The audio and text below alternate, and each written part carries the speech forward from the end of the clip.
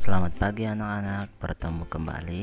Di video pembelajaran kali ini kita akan belajar materi kelas 4, tema 1, subtema 3, pembelajaran 1. Anak-anak, Indonesia memiliki keberagaman adat istiadat, makanan, permainan tradisional, lagu, tarian, serta lainnya.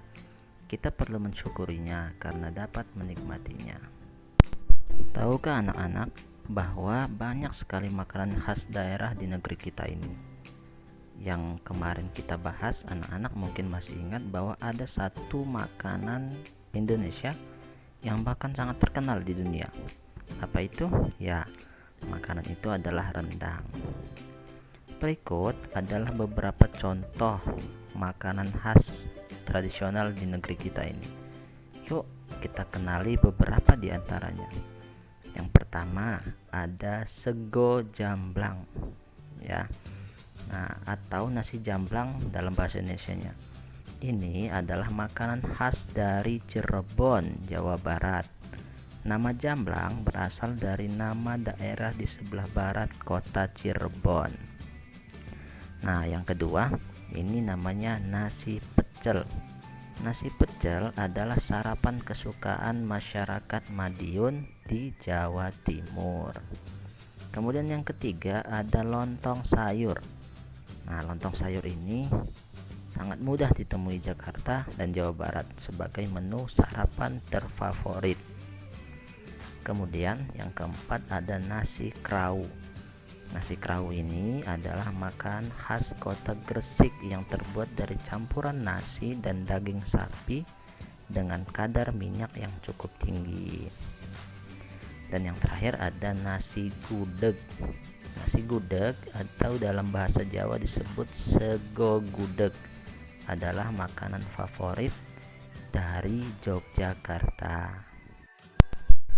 Di beberapa daerah, makanan tradisional ditawarkan penjual dengan berkeliling kampung. Terkadang mereka berteriak atau membunyikan alat menawarkan makanan tersebut. Suara nyaring terdengar. Nah, mungkin anak-anak pernah mendengar di perumahannya ataupun di kampungnya. Kadang tukang bakso, kadang tukang sate, dan macam-macam yang menawarkan berkeliling dengan suara khasnya. Anak-anak masih ingat kalau bunyi memerlukan penghantar untuk bisa terdengar. Nah, media penghantar ini adalah udara, zat cair, dan benda padat. Nah, untuk mengetahui sifat-sifatnya, yuk kita lakukan percobaan berikut ini. Percobaan ini namanya pemantulan dan penyerapan bunyi.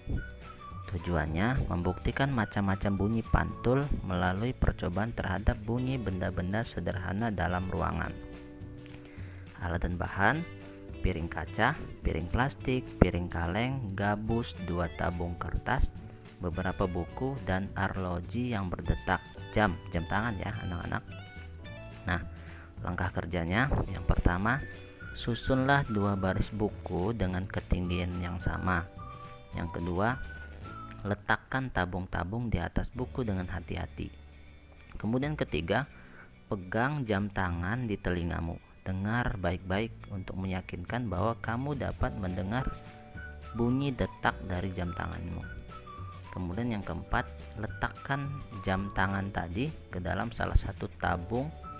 Dengarkan dari ujung tabung yang lain.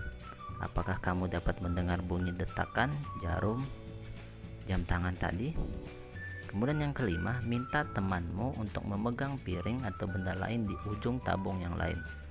Apakah sekarang kamu dapat mendengar bunyi detakan jarum?